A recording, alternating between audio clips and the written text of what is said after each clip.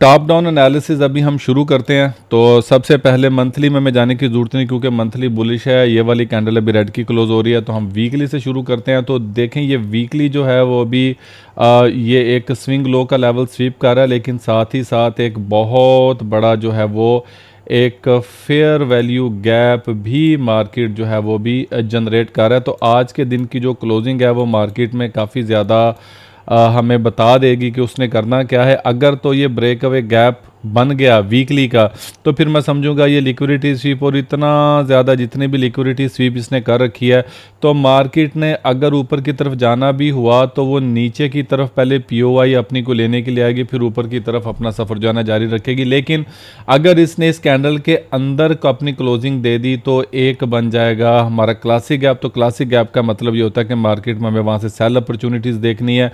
लेकिन on the other hand हमें ये चीज़ें सारी की सारी नज़र आ रही हैं कि मेरे भाई यहाँ पर मार्केट बहुत ज़्यादा लिक्विडिटी स्वीप करके रखी है। तो वीकली हम अभी देखेंगे वीकली कैंडल कैसे क्लोज होती है, तो उसके बाद हम नेक्स्ट डिसीजन लेंगे। लेकिन फ़िलहाल इस वीक के अंदर मार्केट जो है ना वो अब बेरिश ही रहेगी, जो कि आज का दिन भी एक्सपेक्ट कर रहा हूँ। डेली की तरफ आते हैं।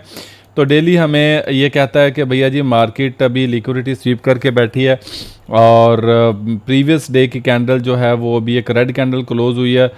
तो देखा जाए तो अभी तक इस कैंडल ने जो रिसेंट कैंडल है आज की ना, हाई और लो दोनों इस वक्त अभी तक स्वीप नहीं कर रखे, और ये जो नीचे की तरफ रेंज कर रही है मार्केट अभी तक, तो मुझे ऐसा लग रहा है कि मार्केट का भी नीचे जाने का ही इरादा है। कम अज़ कम एक डाइवर्जेंस बनाएगी या लिक्विडिटी स्वीप करेगी, उसके बाद मार्केट अगर जाएगी भी ऊपर या अपनी सॉफ्ट लिक्विडिटी लेने उसके बाद जाएगी, उससे पहले नहीं जाएगी। 4 आवर हमें क्या कहते हैं, 4 आवर अभी एक रेंजिंग मूड में है। 4 आवर ऑफ कोर्स जहाँ पे एक मामला अपना दिखा रहा है कि 4 आवर की इंटेंशन अभी 4305 के लेवल तक है। तो मैं एक्सपेक्ट करूँगा कि अगर यहाँ पे ये गैप ना बना, जो कि अगले 3 घंटे के अंदर एक्सपेक्टेड है, तो अगर ये गैप ना बना, मार्केट अपने गैप फिल कर दिया, तो मैं एक्सपेक्ट कर रहा हूँ कि मार्केट यहाँ तक आएगी। अगर ये गैप बन गया तो फिर चीज़ें थोड़ी सी हमारे लिए सोचने के लायक हो जाएंगी कि हम अपनी पॉलिसी में चेंज करें। लेकिन 4 आवर की डायरेक्शन मेरे हिसाब से अभी इस स्विंग लो लेवल तक है, जो कि 4305 का एरिया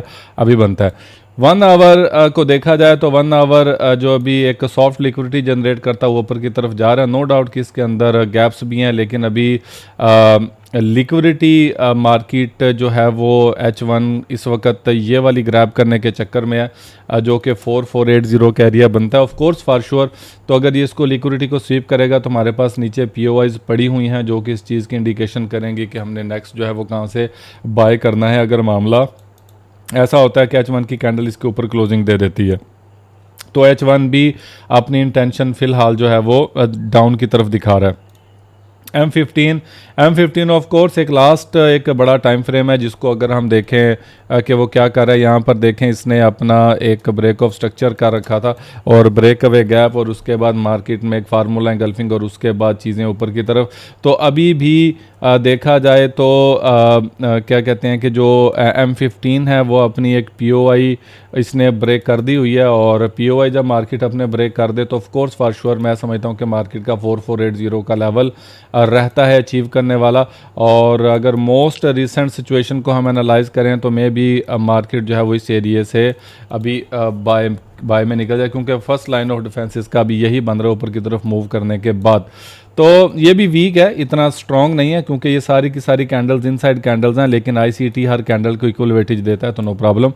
तो उसके बाद फिर छोटे टाइम फ्रेम है वो एंट्री जोन ही होगी। तो आज के दिन H4 की कैंडल अगर बाय में वो निकल आती है, एक बाय की तरफ अपना मोमेंटम शो कर देती है, तो फिर मैं ये समझता हूँ कि मार्केट जो है वो एक बुलिश रह सकती है। तो अगर ये बाय की तरफ एक गैप नहीं बनाती तो फिर of course for sure market जो है वो 4305 के एरिया तक आएगी। So let's wait. और